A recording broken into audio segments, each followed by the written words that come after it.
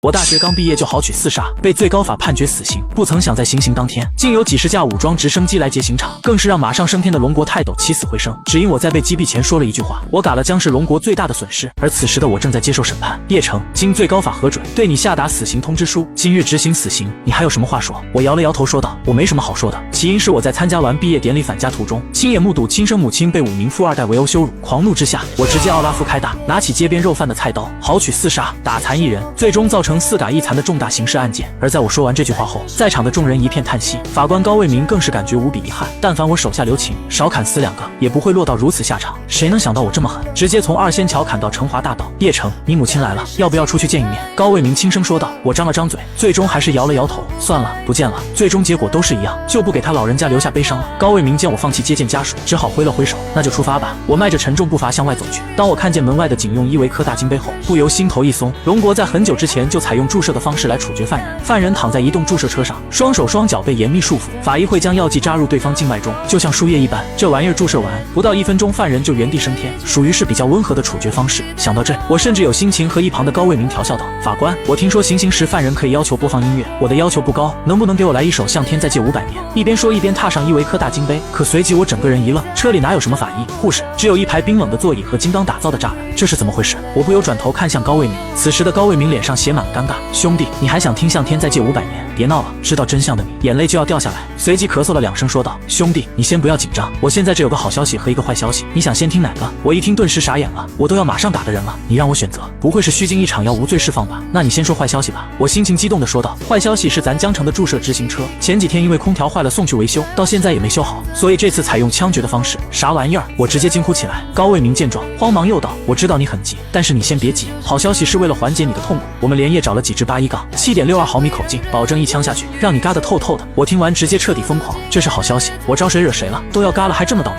高卫民现在也有点尴尬，刚才还遗憾对方是条汉子，现在就告诉人家不好意思，注射你享受不了，要biu的一下击毙你，换谁也接受不了啊。赶紧解释道：兄弟，最高法下发的命令今天必须执行死刑，所以你忍一下。我镇定下来，既然事情已经这样了，还有什么可抗争的呢？起码还给自己找了几把81杠。81杠是上世纪就被淘汰了的冲锋步枪，堪称龙国版 AK47， 威力巨大，使用丝滑，7.62毫米的口径足够一枪升天了。要是用现役的5毫米口径步枪来打，万一一枪没嘎，再来个连发补枪，痛苦的还是自己。毕竟之前也不是没出现过这种情况。我想了想，最终还是上了行车。随着拉响警报，车队浩浩荡荡地向着城外开去，街上的群众也跟随车队一块前往，送这位好汉最后一程。甚至还有一位群众说道：好汉，等你嘎了哥给你烧个美女，保证烧得厉害。我听到不由咧嘴一笑，算作回应。不多时，车队抵达场地，我在6人的搀扶下慢慢走到行刑地点。高卫民也走了过来，和他一起走来的还有法医以及枪械保管员等。我知道自己该上路了，微微抬头看向四周，两侧是人山人海的群众，头上是湛蓝的天空。可惜一切都将和我无缘了。老妈，下辈子我再孝顺你，这辈子恐怕没机会了，爱你老妈。与此同时，外围的人群中站着一个颜值逆天的女孩，死死盯着场地中央的我。女孩名为苏清河，是我的初中、高中以及大学同学。清河，别看了。女孩旁边的花甲老者秦明说道。不，老师，我就是要看。苏清河倔强说道。我听人说，人一辈子会死亡2次，第一次是肉体上的死亡，等什么时候没人再记得他了，才会迎来第2次死亡。我要把他的样子印在脑海中，这样他就不会死了。苏清河边说边流泪。秦明叹了口气，感叹女孩的深情。而此时在场地中央的我射手准备，耳后传来高卫民严肃的厉喝以及上膛的声音。我闭上眼睛静静等待。就在这时，脑海中突然传来一道声音：叮，检测到合适宿主，戴罪立功系统正式启动。我浑身一震，听着脑海里的声音：叮，本系统主旨帮助宿主改过自新，重新做人，在系统最大努力下，帮助宿主早日脱离牢狱，重返社会。系统坚信某些犯罪分子有着不为人知的苦难，走上犯罪的道路实属迫不得已。本系统出现就是为了帮助这样的宿主摆脱困境。我都马上就要嘎了，你在这给我瞎扯淡呢？叮，检测到宿主即将狗带，情况危急，立刻向宿主发放新手大礼包，请宿主接收，礼包发放中，请耐心等待，发放进度5%、10%、15%。对不起，当前网速欠佳，请宿主耐心等待。听到进度条的提示音，我都要哭了。这种关键时候，你怎么能网速欠佳呢？再晚几秒，老子就要被击毙了呀！看着系统还在慢悠悠地加载新手大礼包，我恨不得给系统来发648。虽然不知道这个大礼包能让我获得什么能力，但此时只能先想办法自救。等等，我突然大喊道，顿时全场一愣，高卫民他们都傻眼了。这都马上要击毙你了，还等什么等？叶城，你还有什么事情吗？高卫民还是愿意给我最后一个说话的机会，毕竟我犯下的罪行实在令人同情。我看着加载到25%的进度条，赶紧说道：高法官，我想嘘，能不能方便一下再上路？不是兄弟，都这个时候了，你嘘还有什么意义？还以为你要留下什么旷世遗言来警醒后世，搞半天给我说你要嘘。对不起，叶城，不可以。射击手再次准备。高卫民一口回绝，并又高高扬起右手，别开枪，再等等。我急忙又喊道：现在的我就如同热锅上的蚂蚁。叶城，你还有什么事情？我明确告诉你，上厕所、抽烟、吃饭、接见家属等一切现在都不允许。这些事情你在审判所不完成，现在已经晚了，甚至临场喊冤都不行。最高法已核准了你的案子，你心里比谁都清楚，不是高某不讲情面，只是法理不容。你再故意拖延时间的话，我只能堵住你的嘴了。高卫民无奈说道。我扫了一眼进度条，已经到70%，赶紧说道：高法官，我后背刺挠，能不能给我挠挠？不然我做鬼也不会开心。众人听完我的话，现场一片寂静。你都马上要嘎的人了，后背刺挠就不能克服一下？等到了下面随便你挠，甚至找几个女鬼去探讨人生都没人管你。高法官，我就这么一点小要求都不能满足我吗？我苦苦哀求道。高卫民心头一软，行吧，下不为例。3号射击手，给他挠挠。我一边拖延时间，一边焦急地盯着进度条。统哥，给点力啊！忽然我脑海中想到，在龙国律法中，死刑只有3种情况可以得到暂缓甚至免除：有重大立功表现，揭发他人犯罪行为或者阻止重大犯罪活动；第二，有重大科技突破或者能推动技术革新的重要发明；第三，怀有身孕。第一点和第三点对于目前来说根本不可能，只有第二点符合当下的情况。我越想觉得可能性越大。突然耳边有人说道：兄弟，最后一个心愿也满足你了，安心去吧。射击手准备。随着高卫民的声音响起，他第3次举起了手，我心中巨震。而此时脑海中终于传来了系统的声音：叮，系统加载完毕，请宿主查收新手大礼包。大礼包内容如下：1、关于可控核聚变的研究和实践论文；2、关于超级耐高温材料的研发和量产结论；3、关于原子序列顺序改变的一些成熟构想。一连串高深至极的论文突然加载到我脑海之中，哈哈哈哈！当射击手即将扣动扳机的一刻，我仰天大笑起来，朗声说道：高法官，你若杀我，恐怕将是整个龙国最大的损失。高卫民听到我说这个，差点气笑。兄弟，我看你也是个汉子，好取4杀面不改色，怎么到你自己就这么怂了？听话，闭上眼睛，留给我们的时间不多了。闻言，我急速说道：高法官，我没给你开玩笑，其实我早研究出来重大科学突破，能改变龙国现有能源枯竭问题，能让整个龙国进入崭新的时代。高卫民听完我说的话，直接懵逼了。我继续快速说道：别惊讶，我没在胡说。高法官，给我10分钟时间，去找我的导师秦明过来，我知道他也在现场，只需10分钟，我能够证明我所说的一切都是真的。高卫民一听更懵逼了，别闹了兄弟，你有这么牛批的技术，怎么不早点拿出来啊？快嘎了，你说这话谁信啊？万一你早就谋划好，利用这种情况来逃避死刑，我们不全成你的帮凶了？可反过来一想，让你原地升天后，万一你导师真爆出来什么重大科学突破，自己不就成了千古罪人了？这责任谁担得起啊？随后看向场中的另一个人，检察官刘胜利。刘胜利此时也懵逼了，见过临死前装昏的，见过吓傻的，可从来没见过马上原地升天了，说自己能改变龙国的。可为了整个龙国未来考虑，甚至为了不错杀一个真正的国之栋梁，还是深呼一口气说道：叶城，告诉我你的研究成果，如果我觉得属实，可以给你一个机会。我听到这轻轻说出5个字：可控核聚变。众人听到我说出这个，像看傻子的眼神看着我，这还没开枪呢，怎么就吓傻了？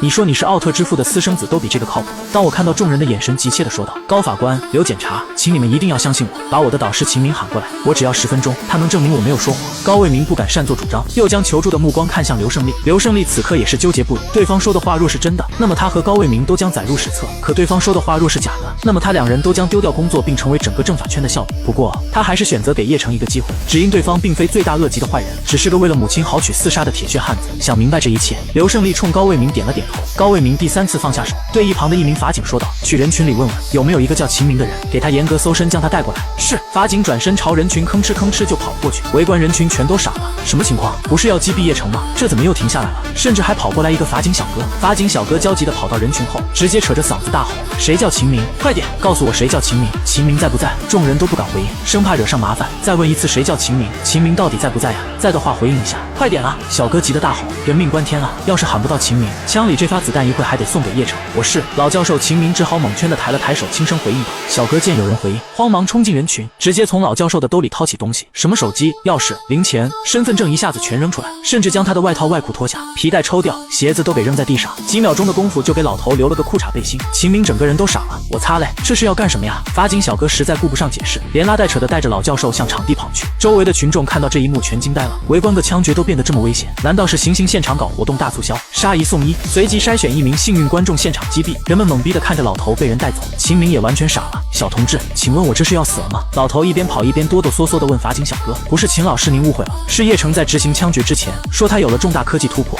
喊您过来是帮他证明他的研究成果是真是假。小哥赶紧给老先生解释，原来不是要击毙我呀。秦明喘着粗气放下心来，不一会俩人就赶到了行刑地点。看着学生五花大绑，正一脸期待地看着自己，忍不住问道：叶城，你发现了什么重大科技突破？我赶紧说道：秦老师，我研发出了可控核聚变。秦明闻言不由点了点头，原来是可控核聚变啊，我还当是什么了不起的科技突破。等等，你说啥玩意儿？老头一脸震惊地看着叶城。老师，我研发出了可控核聚变，并找到了控制它的办法。我笑着又说了一遍。秦明整个人都懵了，只感觉从心脏处飙出一股热血，直冲脑门，让他整个人头晕眼花，一时竟站不住脚。一旁站着的几个人慌忙将老头扶住，生怕他当场猝死过去。孩子，你说我能为你做些什么？秦明急不可耐地看着我说道：老师，不用您做什么，您就帮我听听我的想法和思路靠不靠谱？如果靠谱的话，他们会向最高法申请暂缓执行。我笑着说道：好，你说吧。秦明做出一副洗耳恭听的架势，我却看了看身边的高卫民、刘胜利等人，这东西可能涉及到龙国机密，不太适合公然说出，为了你们好，还请暂避一下。高卫民刚想开口拒绝，却不料刘胜利说道：行，叶城，我答应你。随后看了看时间，给你们10分钟，10分钟后需要告诉我们一个结果。说完，刘胜利拉着高卫民缓缓后退，并挥手让几个法警、法医他们也都散开。老刘，你把咱们的人都撤掉干什么呀？高卫民离开之后，急不可耐地询问刘胜利。刘胜利呵呵笑着说道：卫民，这可是可控核聚变啊，万一他说的是真的，听到一点半点，咱这辈子就见不着光了。高卫民一听，顿时脑袋一炸。对啊，这可是可控核聚变啊，妥妥的龙国特级机密，一旦被证实为真，在场所有人都要被严密控制起来。也终于明白叶城的那一句话是什么意思，为了你们好，请你们回避一下。明白了事情的严重性，高卫民直接吓出一身冷汗。不知不觉10分钟很快过去，两人对视一眼，再次走回到叶城和秦明的身边。说完了吗？秦教授，你感觉如何？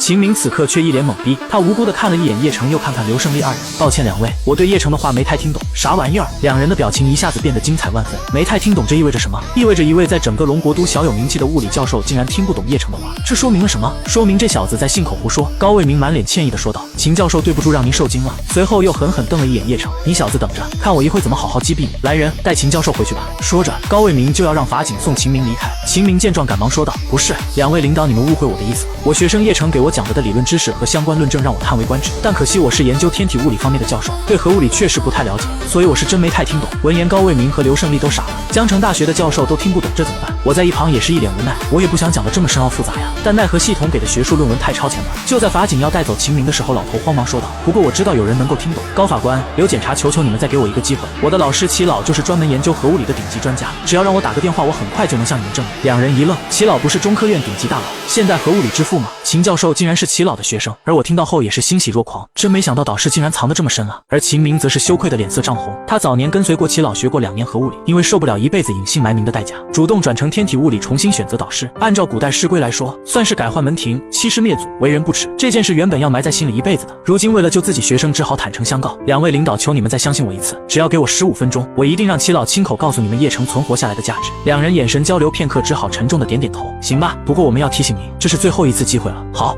请给我一个电话。秦明赶忙说道。高卫民见状，将自己的手机递了过去。秦明吸了口气，终究将那个埋藏在心里几十年的电话号码缓缓拨出。老师啊，请原谅学生不告而别，但现在我教出来的学生有可能改变整个龙国的文明。秦明暗暗下定决心，哪怕赌上他毕生的名誉，哪怕即便最后身败名裂，他不惜为叶城争取这个机会。不光是认为叶城的死太过惋惜，远处还有一个可怜的妈妈，一个痴情女孩，永远爱着他呀。随着电话声音响起，片刻后里面传来一道疲惫的声音：喂。听到电话接通，秦明一颗心瞬间剧烈跳动起来。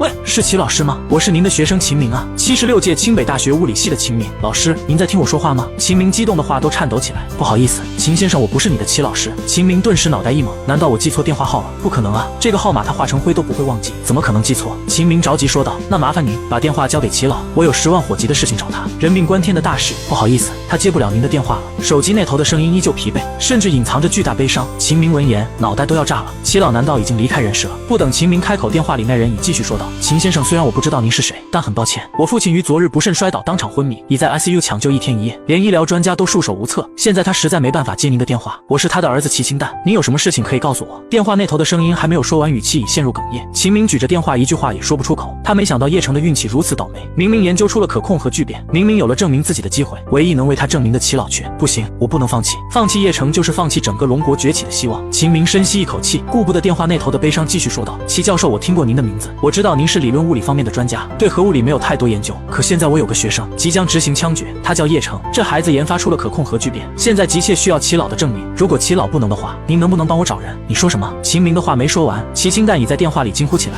父亲临终前最大的遗憾就是没能研发出可控核聚变，这项震古烁今的发明真的被人研究出了眉目。齐清淡的心剧烈跳动起来，随即又沉了下去。医疗专家刚刚说过，父亲只有不到1小时的存活时间，就算研究出来，恐怕也救不了叶城性命，也圆不了父亲的遗憾。齐清淡握着电话陷入沉默。恰在此时 ，ICU 的大门被人推开，几个龙国著名的脑外、心外专家走了出来，所有人一脸自责。对不起，齐先生，我们尽力了。您父亲年岁已高，身体各项特征迅速下降，他老人家再有10几分钟就要与世长辞了。医疗专家们无比悲痛，齐家子弟们闻言全都失声痛哭。医疗专家见状，慌忙劝道：“诸位，请先不要哭泣，请去见齐老最后一面吧，不然连老人的最后一面也见不到。”众人赶忙向 ICU 里走去，谁知刚迈动脚步，都别动！举着电话的齐清淡突然大吼一声，众人回头，不知这位齐老唯一的儿子还有什么事情。齐清淡紧握着的电话焦急说道：“都别动，都别动！诸位，我有很紧急的事情需要跟我父亲沟通，请你们在门外稍等，谁都不要进来。”说完，齐清淡也不管众人反应，径直跑进 ICU 里。众人全都傻了，都到这种时候了，还有啥好沟通的？随着 ICU 大门紧闭，所有人一脸不解，齐清淡却已顾不上了。他现在只有一个想法，哪怕父亲注定离去，哪怕父亲已经没了任何意识，也要让父亲听完这位死刑犯的研究成果，或许父亲这辈子将再没有遗憾。齐清淡冲进病房，跑到父亲的身边，他顾不上悲伤，对着电话大声喊道：“秦先生，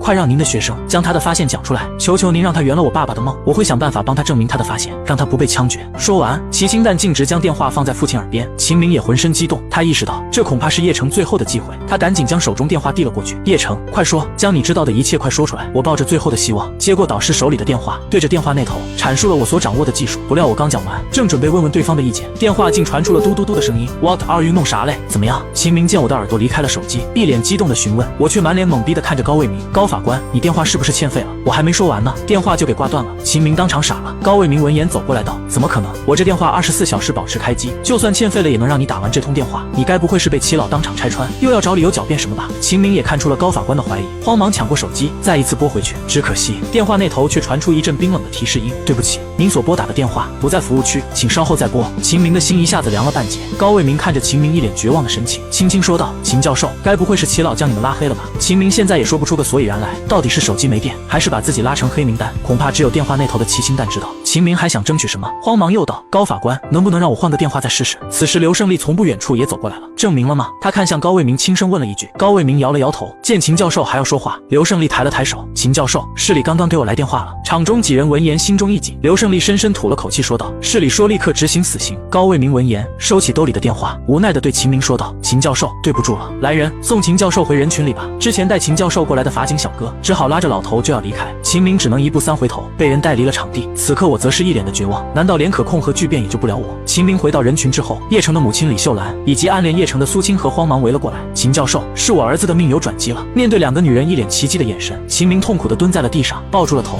2人也似乎明白，没有任何人再能救叶城了。他们绝望地转头看向远处现场。然而就在数分钟前，京都协和医院脑外科 ICU 原本已彻底走向死亡，活不过10几分钟的齐老竟然活过来了，甚至齐老还缓缓睁开了双眼，并试图抬起右手。一旁的齐清淡见状，看出父亲似乎想要说话，他慌忙拔掉了父亲脸上的氧气罩。一道虚弱至极的声音回荡在整个抢救室：“研发出可控核聚变的人在哪里？我要立刻见他！”齐清淡见父亲竟起死回生，激动得浑身发抖，慌慌张张说道：“好的爸，这个人就在江城，我这就给他打电话，让他赶来见您。”可齐清淡说了一半，面色大变。这个发明了可控核聚变叫叶城的年轻人，此刻似乎正在经历死刑啊，并且父亲的手机刚刚因为没电自动关机，再也联系不上他了。齐清淡慌张的将面临的状况给父亲说了一遍。齐老一听，他紧紧地握住儿子的手：“你去找中科院院长，去找清北校长，去找一切能找到的人，让这些人联名作保，千万不要让他们击毙了叶城，他要死了，整个龙国将再无出头之日。”齐老说出这些话，似乎因为太过激动，再次昏迷过去。几个心脑外科专家见状，连忙大喊一声：“快，继续抢救！”有护士走来，将还处于懵逼状态的齐清淡推了出去。齐清淡被人连推带搡推到走廊，整个人才反应过来，他失声大喊：“充电宝，快！谁有充电宝？快给我！”没人知道这个时候齐清淡要充电宝干什么，不过还是有人赶紧递了过来。齐清淡一把接过，迫不及待给父亲的手机充上了电。等开机之后，又立刻拨打回去。他记得那位叫秦明的教授说，叶城正在执行死刑，无论如何，他必须先让死刑暂停下来再说。嘟嘟嘟，电话响了足足1分多钟，直到自动挂断都没有人接听电话。齐星蛋恐怕打死也想不到，正在执行枪决的法官高卫民早早就将手机调成静音模式，不然正在执行档口，手机突然响了，能把犯人活活吓死。齐星蛋见打不通电话，越发慌张，他只能一把拉住身旁的一位长者，惊慌失措地说道：“王院长，是这么个情况，有个死刑犯叫叶城，现在正在江城被执行死刑。”齐星蛋将自己知道的一切全盘告诉对方，而对方则是中科院现任一把手王和平王院长。老头听完之后，整个人都傻了。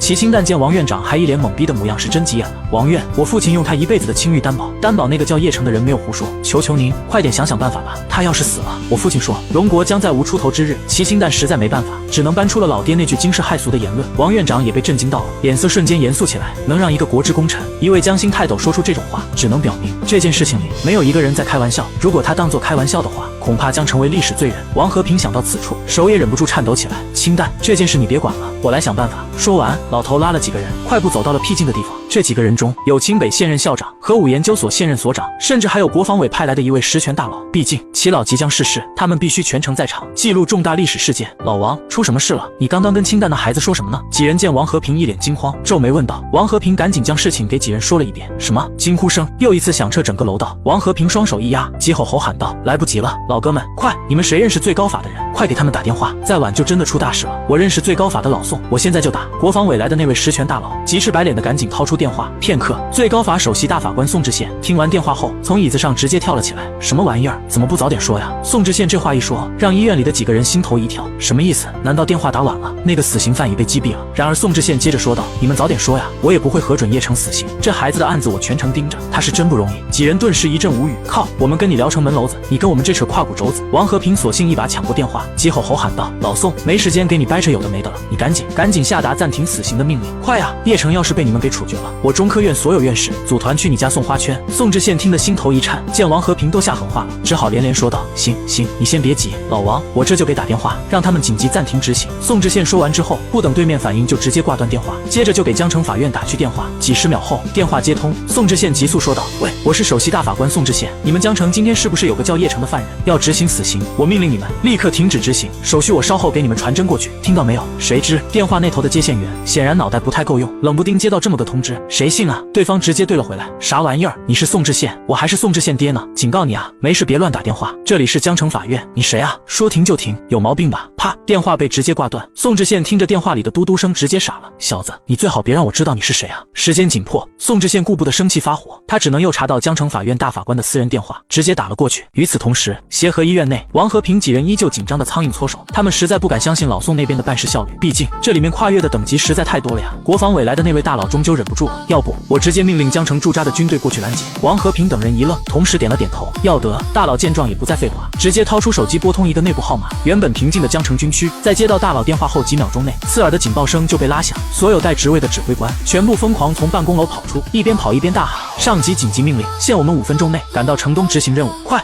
众人领取武器装备，集结登车。1分钟后，数十架武装直升机拔地而起，数百辆步战车咆哮着冲出营门。此时的行刑现场已到了最后时刻，几个法警小哥再次提起手中钢枪。叶城，闭上眼吧，你也尽力了，我们也尽力了，但有些事情……高卫民抿着嘴叹息道：“我似乎也认命了。狗系统，就算激活了又能如何？恐怕没人再能决定我这辈子的命运了吧。”我咧嘴苦笑，脑海里莫名想起一只鸽子的话：活着是为了去码头整点薯条。高法官，我最后一个请求，能不能抽一根烟，吸一口就行？我背对着他们出声说道。高卫民一愣，看了看四周，终究是从兜里掏出一根大白姜，走到叶城身边，塞到他嘴巴里面，又给对方点燃。我深吸一口，一股辛辣呛鼻的感觉直冲肺腑。谢谢，没事儿，兄弟一路走好。高卫民摇摇头，后退几步，终于举起了手，射手准备。3名法警小哥同时端起手中步枪，瞄准叶城的后脑勺。高卫民死死看着对方的背影，缓缓落下了手，同时张嘴喊出发射命令：射击起料。就在高卫民脱口而出的一刹那，枪下留人，一声怒吼突然从他身后传来，紧接着又是一道身影扑来，直接扑向负责射击的法警小哥。砰！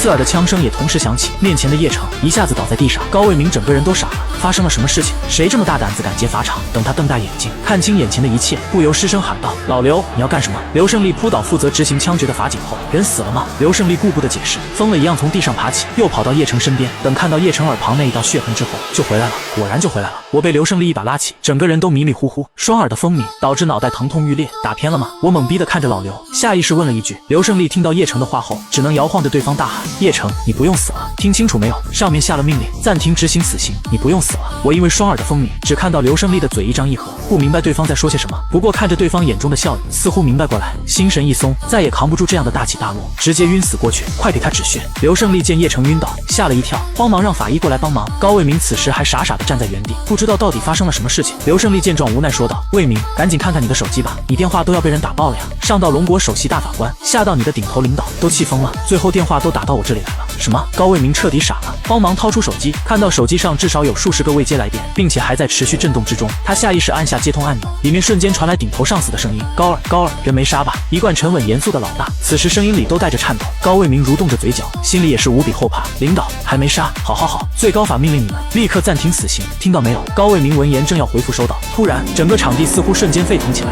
天空中响起一阵轰鸣，围观枪决的人群下意识抬头看向轰鸣产生的方向。什么情况？难道要下雨了吗？不对，不是下雨，是武装直升机，而且一次性来了数十架之多。只见几十架武装直升机眨眨眼的功夫就抵达了众人头顶，紧接着舱门打开，数不清的武装特种战士拉着牵引绳从上面一跃而下，天空中仿佛下起饺子一样，人影扑簌簌的落下，瞬间占据整个场地。降落以后，场上响起一阵拉枪上膛的声音，还有一架直接悬停在高卫民和刘胜利等人头顶。舱门打开，一行10几人直接跳下，将他们彻底包围。为首之人跳下飞机后直接开口大喝：我是江城卫戍区先遣营指挥官韩战，现奉命接管整个场地，所有人不得擅动，请你们立刻放下武器，谢谢配合。一时间，无论是高卫民还是刘胜利，吓得缓缓举起了手。另一边，京都协和医院脑外 ICU 门外，国防委的大佬刚刚挂断电话，怎么样了？救下来没有？中科院院长王和平一脸紧张询问。他这一问，更多人都凑了过来，神情发慌，紧张的大气都不敢喘上一口。国防委的大佬收起电话后，笑着说道：救下来了，叶城没死。顿时全场一片沸腾，能来宋齐老最后一程的，大都是搞科研出身的专家学者。当得知龙国的命运可能被改写之后，所有人眼眶泛红，发自内心的兴奋无比。国防大佬却微微抬手，示意大家先安静一下。江城卫戍区的人问我，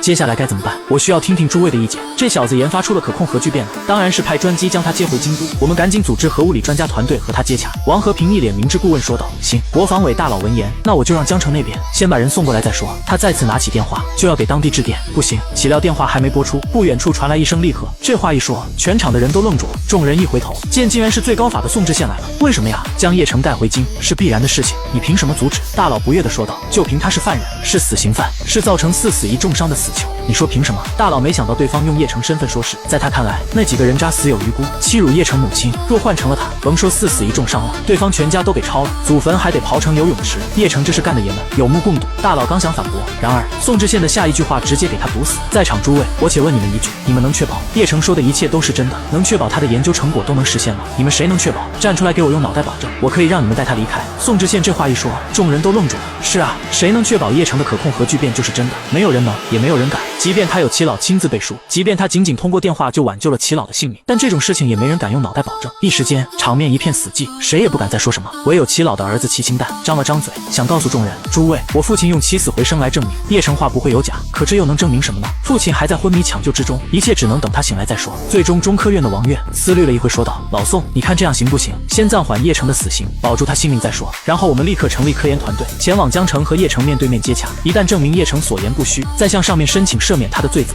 将他带到京都，你看可否？这话一说，老宋紧紧锁着的眉头终于舒展开来，他点了点头，行，如果你们一旦证明他的价值，我会亲自向大老板申请最高级别的特赦令。而此刻的行刑现场，高卫民、刘胜利还有先遣营营长韩战3个人蹲在地上，一边抽烟一边闲聊，一边围观叶城被法医救治。刘哥，小高，说说这小子到底干了什么事，能让我们国防委的大佬都亲自派任务下来？韩战此刻终究忍不住内心的好奇，出声询问。在他将近20年军旅生涯中，能名正言顺的结一次法场，属实太刺激了。等退役后，每一次喝酒吹牛都得带上今天。两人嘿嘿一笑，看了眼韩战，兄弟，我们敢说，你敢听吗？韩战顿时萎了，这种事情敢乱打听，除非他这少校营长都不想干了。他尴尬着就要岔开话题，告诉两人上级的最终决定，马上撤离现场，叶城交给你们带回拘留所，等待后续指示。可还没等他开口，咳，一阵剧烈的咳嗽声突然传来，转头一看，原来是我被他们制造的烟雾愣是给活活呛醒。3人一喜，凑过来就要说话。法医小姑娘见我醒来，她慌忙问道：叶城，你感觉如何？谁知对方目不转睛看着自己，嘴角居然还带上一丝笑意。我感觉快不行了，急需人工呼吸。法医小姑娘的脸瞬间红得要滴出水来。刘胜利、高卫民、韩战3人更是愤怒直接跳跳起来了。姓叶的，这种情况下你也能想着把妹泡妞？靠，击毙！必须当场击毙你这种老流氓！半小时后，随着江城卫戍区的全员撤离，来围观死刑的群众也终于可以全部离开。至于刚刚发生的一切，官方声称是军事演习，误入了行刑现场，才导致行刑失败。最终，死刑犯叶城暂且押解回拘留所，等待注射车修好之后再择期执行。就在车队浩浩荡荡返回的路上，江城第一看守所2监区第6监室，给我听好了，我今天心情不好，都给我老实点！砰的一声，负责2监区的管教陈布脸色铁青，一把摔上监室铁门，号子里坐着的10几个人身子都情不自禁地颤抖起来。等门外脚步声走远之后，有人终于小声说道：“老大，陈管教吃枪药了吧？怎么了这是？平常没见过发这么大火。”说话这人贼眉鼠眼，瘦得跟马杆一样，外号魏老鼠，也是叶城所在号子里的2铺。而所谓的2铺是拘留所的一种地位称呼。要知道，号所是等级最为森严的地方，因为号里的床都是一铺一铺的排列下来，分出严格的等级区别，越是靠前，地位越高，睡觉的地方也越宽敞。头铺最为宽敞，所以一般头铺就是号长。而第6监室的号长叫李成功，为人阴狠毒辣，在家里排行老3，所以外号又叫李三炮。李三炮听到小弟询问，不由冷嗤一声，摆着一张臭脸，吓唬谁呢？敢惹我，老子分分钟教他做人。魏老鼠闻言，心里一阵鄙夷，靠，你就可劲儿吹吧，到了人家的地方还敢嚣张，关你几天禁闭，你吃粑粑都得喊一声香的来。不过他可不敢在号长面前显露什么，只能恭维一句：“炮哥说的对。”李三炮哼哼2声，往床铺上一靠，反手从枕头下面拿出一包辣条，撕开以后大口嚼了起来。这一吃，号所里的人顿时都忍不住吸鼻子。要知道，就算辣条这种东西，在里面也是硬通货，香烟、辣条、方便面、火腿肠，号称拘留所文房4宝，这4种东西，你就算有钱也吃不到，只能买来孝敬号长。2铺的人敢偷吃，轻则暴打，重则吃降。在一众羡慕的眼光下，李三炮几口就吃光手中辣条，随手将包装袋扔在地上，哗啦一下，守在旁边的10几个犯人径直扑了上去，一阵争抢。李三炮厌恶地看了众人一眼，冲魏老鼠招了招手，魏老鼠赶紧凑了过去：“老鼠，我给你说个小道消息，知道今天陈布为啥跟死了爹一样吗？因为叶城被崩了。”啥？魏老鼠直接惊呼起来，一脸的不可思议。叶城被崩了？我勒个去！叶城是谁？作为第6监室里唯一的死囚犯，造成4死1重伤的绝世凶人啊！从进来以后就没人敢惹，众人避之不及。叶城也直接荣升成号所的3铺，可这人天性孤僻，面对李三炮数次招揽都无动于衷。李三炮索性放弃，反正是将死之人，也懒得理他。今天竟然死了，怪不得大早起就被人给带了出去，到现在都没回来。众人还以为他又要上庭，谁知道竟然给崩了。这消息属实劲爆，也终于知道为啥陈布跟死了爹一样了。因为号子里一直有小道消息，陈布陈管教是叶城的高中死党。与此同时，拘留所所长办公室内，现任所长齐兵，自从叶城被带走之后，陈布整个人仿佛都丢了魂一样，正打算找人把陈布叫过来好好聊一聊，可无意间转头一看窗外，他没想到陈布竟然在看守所外面，正在给叶城烧纸。齐兵豁然起身，就要往门口跑去，可刚刚迈动脚步，桌上的电话突然响了，他只好拿起接听，只听了一句后，整个人都傻了。啥玩意？叶城没死，又给我看守所送回来了。看守所门口的路边，陈布拎着一大包纸钱、金元宝，甚至还有豪车美女、别墅洋楼，公然点起了火。不远处负责执勤站岗的武警看着，一脸龇牙咧嘴。陈管教这是弄啥嘞？刚想过去问问，被执勤班长拉了一把，显然不让他多事。陈管教是出了名的暴脾气，现在过去简直自讨苦吃。兄弟，你一路走好。陈布点起火堆后，刚说了一句话，喉咙哽咽，再说不出话来。其实自从他听闻好兄弟好取4杀后，就没睡好过一次整觉。半年来一直为了叶城的事东奔西走，奈何兄弟犯下的事情实在太重，他一个小管教又有什么办法？本想着叶城到了看守所里能好好照顾照顾对方，让他临走前享受几天好日子，谁知所长骑兵愣是将自己调到了别的监区，根本不给他接触叶城的机会，等再回来已物是人非。这是陈布心里一辈子的痛。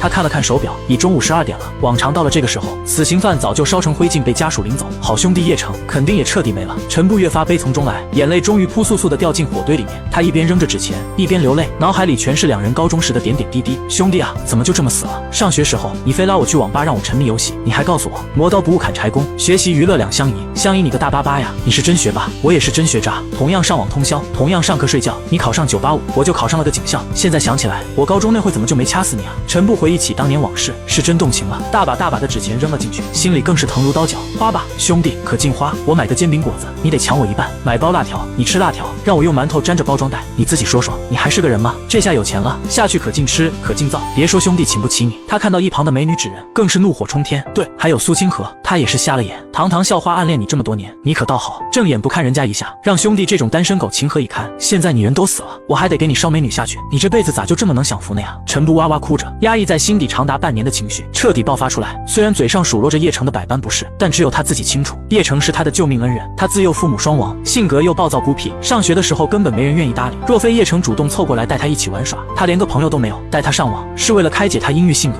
领他逃课是为了让他不班里同学欺负，甚至连连学费、书本费的钱，每年还是叶城他母亲省吃俭用攒出来的。陈布这辈子都会记得，他考上大学而又没钱上学的时候，还是这个好兄弟拉着他在工地搬了一暑假砖头，才勉强凑齐了学费。当叶城笑着将沾满汗水的5000块钱交到他手里的时候，陈布将叶城当成了这一生的生死兄弟，将叶城的娘也当成了自己亲生娘亲。他本以为这辈子都和叶家脱不了关系，可谁能知道一场意外导致叶家成了这般模样，而我陈布更是连送叶城上路的机会都不曾拥有。我真该死啊！陈布只感觉这辈子都没脸再见叶城的娘，他哆哆嗦嗦从怀里又掏出一张叶城的照片，放在火堆面前，嘴角一阵颤抖，看着昔日好兄弟的满面笑容，心里彻底崩溃。他不由自主的双腿一软跪了下去。兄弟，我是没脸再认咱妈当娘了呀，我自降一辈，认咱妈为奶行不？你到九泉之下千万不要怪我，是兄弟实在没有本事救不了你。张布说到情深之处，一头就磕了下去。不飘零半生，只恨未逢明主，攻若不弃，愿拜为义父。这一幕简直看傻了执勤站岗的小战士们。我勒个去！陈管教自降一辈，认叶城当义父。执勤班长再看不下去，赶紧带着几个人冲过去就要将陈布扶起，可刚迈动脚步，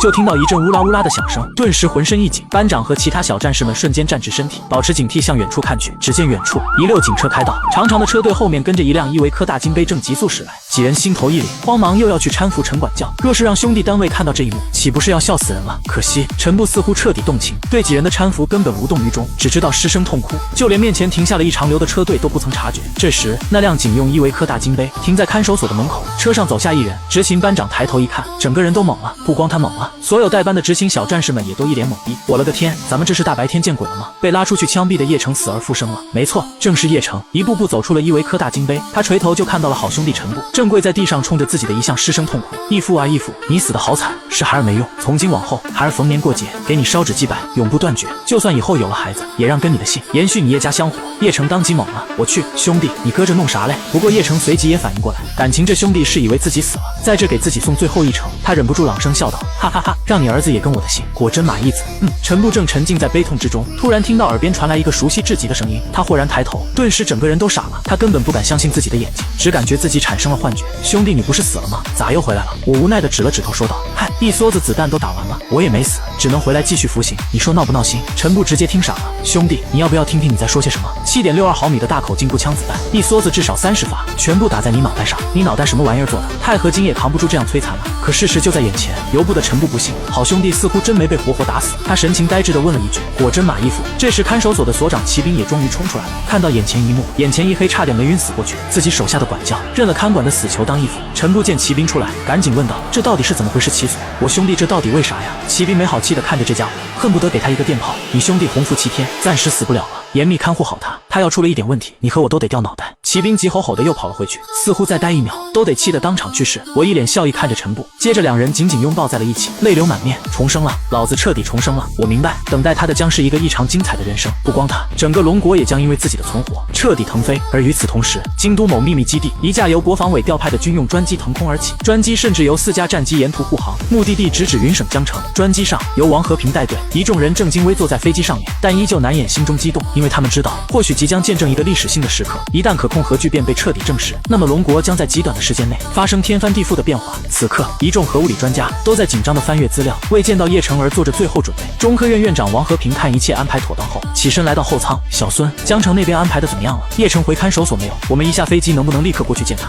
王和平紧张问道，因为他听说在行刑时射手还是开了一枪，虽没打中要害，但叶城的侧脑仍受到伤害，这要是将对方脑子打坏了，王和平能活活哭死。小孙全名孙正义，此刻听到王和平院长询问，孙正义赶紧站起来敬了个礼。王院长，我刚刚和当地警署联系过了，问题不大，射手那颗子弹正好擦着叶城的耳朵上方飞出去的，他似乎除了听力受了一些损害之外，精神一切正常。另外人也接回看守所了，已经交还给看守所看管。现在是中午12点半，咱们预计下午5点之前就能抵达看守所见到叶城本人。王和平闻言大松口气，顺利就好。在没见到叶城之前，在没拿到可控核聚变的资料之前，王和平这颗心高高悬着，唯恐成了历史罪人。想了想，他还是不太放心。小孙，我听说看守所不像监狱，里面一向比较混乱，为了叶城的安全考虑，能不能将他单独看管？一切等我们见了他之后再做安排。孙正义闻言，脸上却露出一丝尴尬之色。看守所的确比监狱混乱得多，毕竟那里关着的都是没判决的嫌疑人，一个个不到黄河不死心，鸡飞狗跳，性格乖张，总觉得自己还有出去的机会。一旦判了实刑，关到了监狱里面，也就彻底老实安心服刑。可将叶城安排单独关押，这让他比较为难。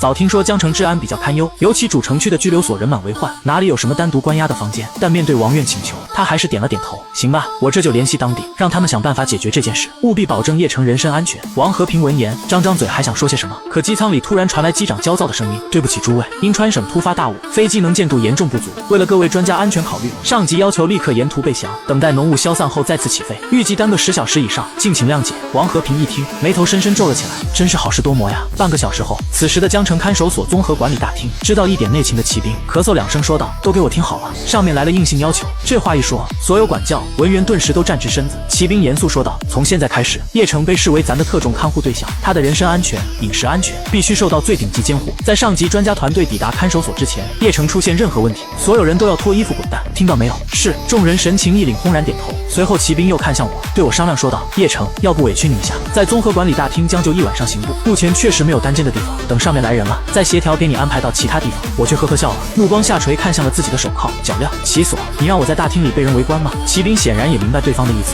让我在这休息。行啊，先给我除掉身上家具再说。可骑兵是真不敢啊，我可是尚未行刑的死刑犯人，律法明文规定，任何死刑犯人必须24小时携带手铐脚镣，防止犯人自尽或者暴起伤人。毕竟人都要难逃一死，干出什么伤天害理的事情都太正常了。虽然骑兵也明白，这个时候的我不可能再搞出什么幺蛾子来，但规矩就是规矩，谁敢无视？见骑兵一脸便秘表情，我再次笑了，懒得为难对方。行了，齐所，还把我送回6监室吧，有我义子陈部看着，还有那么多监控摄像头，你们还怕出什么事？陈部一听，义父，给我留点脸面行不？听我说完，骑兵心里一阵犹豫。行吧，陈部，就由你继续负责第2监区，并24小时照看叶城，他若出了任何问题，我拿你试问。是。陈部一脸骄傲激动，可算能名正言顺的守着好兄弟了。走吧，义子，给爹地先搞点吃的。我笑着当先一步向监区走去，陈部嘿了一声，搂着我的肩膀，嬉皮笑脸的就走了出去，就好像2个铁子组团去网吧包宿一样。而此时第6监室里面刚刚开饭，依旧的清汤寡水面，让众人吃得没滋没味。唯有李三炮和魏老鼠一人端着一碗泡面，正吃得热火朝天。李三炮吸了2口面条，只感觉天天吃也腻歪。他突然一把掀开一旁3铺的枕头，从下面拿出了2根火腿肠，还有1颗卤蛋1袋真空鸡腿，毫不客气的就撕开吃了起来，这让魏老鼠都看傻了。我擦，炮哥，这可是叶城的小金库啊，你咋把他的东西吃了？死人的东西你也敢吃啊？魏老鼠只感觉一阵忌讳，什么死人活人？李三炮斜了对方一眼，不屑说道：他叶城已经死了，就算化成鬼魂回来，我也当着他的面照吃不误。魏老鼠正要说话，突然监视的铁门被人一把推开，这一动静顿时吸引众人注意，所有在押嫌犯全都下意识转过了头，可一转头之后全都傻了。只见本已死掉的叶城正站在监室门口，冷冷地看着李三炮。三炮，长出息了呀，我的东西你也敢动？第6监室的所有嫌犯一个个目瞪口呆看着门口的我，一句话也说不出来。所有人端着的饭盆全都摔在地上，一脸的震惊和懵逼。我却懒得搭理这帮人的惊诧，依旧死死看着正在啃着鸡腿的李三炮。自从自己进了第6监室半年来，他不断找自己麻烦，若非老子是死囚身份没人敢惹，恐怕少不了遭此人折腾。现在居然动我小金库，吃我文房4宝，谁给你的脸啊？三炮吃啊，别停，继续吃啊！我露出笑意，寒声说道。李三炮都要吓死了呀！他刚把鸡腿塞进嘴里，就看到已经死掉的人再次出现，又听着对方冷冰冰的话，李三炮直接被食物给呛住气嗓，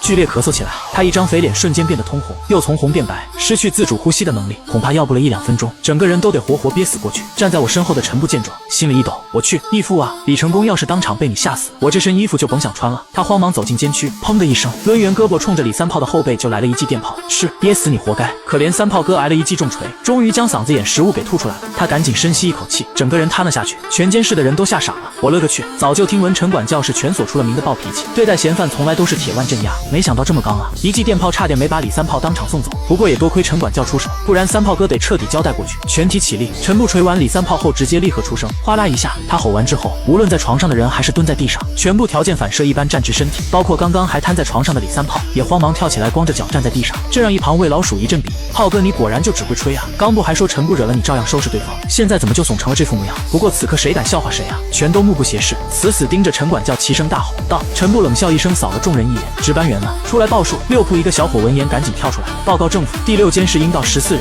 ，10到14人，人员全在，请政府放心。陈部这才满意点点头，蹲下，一屋子人顿时都哗啦啦的蹲了下去。陈部站在他们面前，因为身高差距，立刻就形成了一股天然威压，所有人只能仰着头看着管教。见所有人蹲了下去，都给我听好了，我宣布，从现在开始，叶成为第6监室协管员。所有人听清楚没有？报告听清楚了。屋里有一个算一个，全部高声回应。协管员就是号长。监视老大。这下陈部算是把叶城彻底安排到位。而另一边，滞留在川省的专机依旧时刻等待重新起飞的机会。专家组所有成员们满心焦虑，只盼能立刻见到叶城，却没人知道一场危机又向叶城袭来。被他杀死的4个短命鬼家属，此刻正在某个豪华酒店举行庆功宴席。当听到叶城被暂停执行死刑的消息后，又会发生什么事情，谁也不可预料。江城某豪华5星级酒店，硕大的宴会厅今日被人包场，不过在场的人却不多，只有8个面色沉重、一脸富态的中年男女。这些人全都是叶城杀人案的受害者家属，除了那名侥幸生还的家属没来之外，当事人算是全都到场。8个人坐在饭桌之上，为首之人端起手中酒杯。我宋广义建议大家同举一杯，为咱们的儿子送行，也为该死的叶城庆丧。这话一说，众人同时端起酒杯，所有人一饮而尽，重重的将酒杯放在桌上。宋广义却一脸狰狞：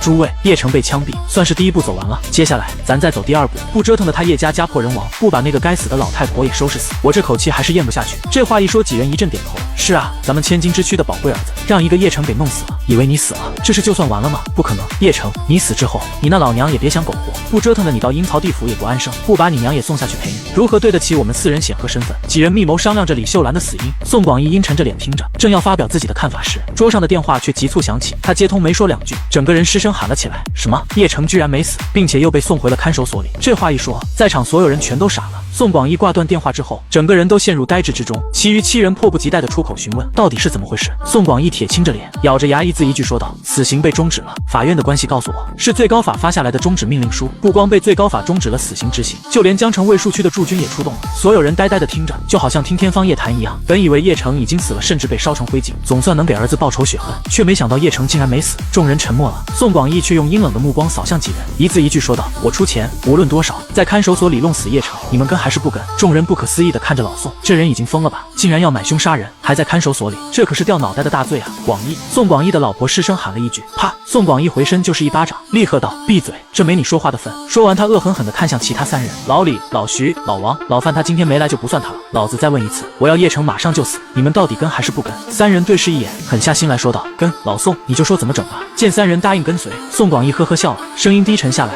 我集团外面秘密养着个金融公司，公司有个打手叫李成功，外号李3炮，社会上也算1号人物。我个人拿500万出来，你们一家再拿500，凑2000万买他性命，让他今天就杀了叶城，给咱们儿子报仇雪恨。3人心中一狠，同时点了点头。此时的江城看守所，陈部教训完李3炮后终于离去。等铁门锁上之后，众人轰的一下都围聚到我的身边。成哥，我为老鼠啊，打死我都没想到您居然又回来了。此后您必定鸿福齐天，五运昌隆，吉星高照，幸福美满，阖家欢乐。魏老鼠不断说着狗屁不通的吉祥话，一脸恭维之意，甚至主动将李3炮的铺盖掀翻在地，把我的被褥都挪了过来。那意思很明白，从今天开始，成哥才是咱6市的老大，我2铺都鼎力支持了，谁敢不服？众人见魏老鼠都叛逃过去了，哪里还敢犹豫？一个个的慌忙都巴结起来。成哥，累了不？快躺下，我给你捏捏脚。江城皇家夜总会的68号是我媳妇，一身本事尽得她的真传。成哥，还是我来吧，我祖传盲人按摩捏起来贼爽。我看着面前这帮人哭笑不得。有人说大学城里的舔狗最多，那他们是没进过看守所，进了这里面就会发现，里面的老哥们说话又好听，性格又温顺，手艺还特别的好。我摆了摆手，行了，都安生一点，吵得我脑仁疼。魏老鼠，哎，成哥！魏老鼠顿时立正大喊，以后你还睡我旁边，管着这帮人，什么背诵监规、打扫卫生、安排值日这种事情，不要找我，听懂了吗？魏老鼠闻言，激动的都要疯了呀！这是什么？这是成哥在放权啊！让他睡在成哥旁边，相当于还是稳固了他2铺的地位。另外还把背诵监规、打扫卫生等活全安排给了自己，那以后岂不是一人之下万人之上？魏老鼠只想给叶城跪下，磕几个响头，感激对方的提携之恩。我摆摆手，直接靠在了床上，我睡一会，你安排人收拾卫生，该干啥干啥。毕竟经历了上午的数次生死一线，精神不崩溃已是超乎常人。此刻的我只想踏实睡上一觉，好好感受一下重生的滋味。见我躺下，魏老鼠赶紧冲所有人招招手，让他们开始收拾卫生，全程声音极低，所有人都唯恐打扰到号长休息。另外魏老鼠又将李3炮喊过来，3炮，滚过来，从今天开始你睡14号铺，听到没有？14号铺就是厕所铺，紧紧按着便池，相距顶多3-5公分，是整个监室最差的床位。原本住14号铺的小伙听到之后激动得满脸通红，我勒个去，可算不用喝他们撒出来的尿了呀！小伙只想跪下喊魏老鼠一声干爹。魏老鼠，你变脸变得也太快了吧！李3炮气得浑身发抖，啪！魏老鼠根本不惯着对方，一个耳光就扇了上去，直接打懵了李3炮。3炮，此一时彼一时，你已经下台了，懂不懂？再敢跟我魏老鼠呜呜喳喳，我弄死你信不信？瘦得跟麻杆一样的魏老鼠，此刻比砖头都硬，李3炮都要气疯了呀！他只想一拳砸在这个老登脸上，奈何终究不敢。他明白，就如魏老鼠说的一样，此一时彼一时，但凡他真敢动手，监室里10几个人不说全上，最起码7、8个人得冲上来暴揍自己，谁是号长就听谁的，这就是规矩。你再能打，你能打死所有人吗？打不死的话，那就不好意思，你去死吧！李3炮猩红的眼睛慢慢眯了起来，来，紧握的拳头渐渐松开，点头答应。好。魏老鼠见他不敢炸毛，哈哈笑了，赶紧把厕所收拾干净。一会陈哥醒了方便，不高兴的话呲你脸上。李三炮眼中再划过深深的怨毒，只好蹲下用手擦起厕所。而这一切自然被还没睡着的我听得清清楚楚，但我实在没心情搭理这种事情。此刻我脑海不断盘算，能让最高法终止死刑，让江城卫戍区出兵救人。显然可控核聚变的技术已经震动龙国高层，可下一步怎么走呢？可控核聚变的技术此刻全装在自己脑袋里面，自己这颗脑袋可谓价值连城。京都的专家团队也即将赶来江城，和自己面对面接洽，自己需要好好斟酌此事，如何才能将这项惊天动地的技术为自己谋划到更多的利益。说白了还是系统太给力了，虽说是戴罪立功系统，可光新手大礼包就这么猛，还带什么罪立什么功啊？光上交可控核聚变这种事情足够拿到顶级特赦令了，只是此事还需见机而动，慢慢谋划才行，否则一股脑交出去，没准最终的结局并不完美。毕竟只要自己还待在所里，脑袋上永远悬着一杆81大杠。我胡思乱想着，渐渐睡了过去，只等着专家组抵达江城再说。而这一睡就睡到了开晚饭的时候，当魏老鼠小声将我喊醒，恭恭敬敬将管教餐又递过来的时候，我才发现整个监视的人都眼巴巴地看着自己，等待自己先动筷之后才敢吃饭。成哥，陈管教刚刚来了，见你睡觉就没喊你，现在都6点多了，您赶紧吃吧，吃完以后咱们还得看新闻联播。魏老鼠嘿嘿笑着将我搀扶起来，